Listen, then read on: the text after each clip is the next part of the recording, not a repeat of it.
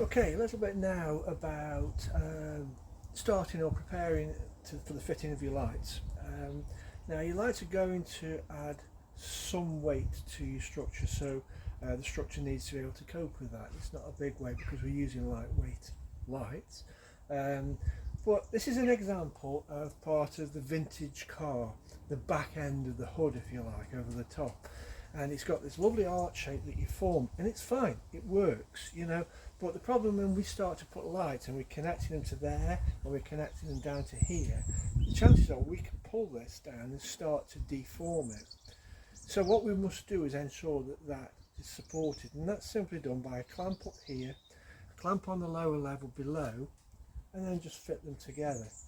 Uh, get the clamp into there, tighten it, get it so it's set and you're quite happy with the shape. And once you've tightened that up, what you've now done is you've supported that archway shape. You won't see any of this when it's all finished because you're going to be putting the lights on the outside all around the shape.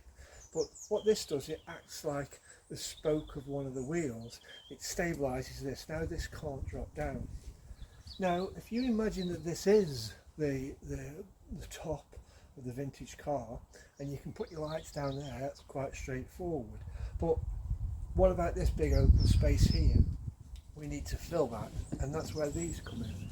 You don't need many of these crossbars, but you do need some so that your lights can flow from there to there to there and they follow the shape. And the way to do that is by using the parallel connectors that we talked about in our other videos about the components that slide through in the hole at the middle. It slides through, the flexible slides into it, and that means that you can adjust these to wherever you want and they hold tight. Now coincidentally, if we use a 34 centimetre hole, the spacing between the three is basically the length of that, so you can utilise one of those poles just to get your spacing somewhere near. It doesn't have to be exact, it just has to be somewhere near. So now you've formed your structure, and you know you can dress that without sagging this down. You can dress over here so you can get your three-dimensional and it's all supported. Otherwise, if you didn't have these in, your lights would go from there to there if dressing this way. Now if you dress them that way, this is not so important, but it is advisable to put this sort of thing in when you've got this situation.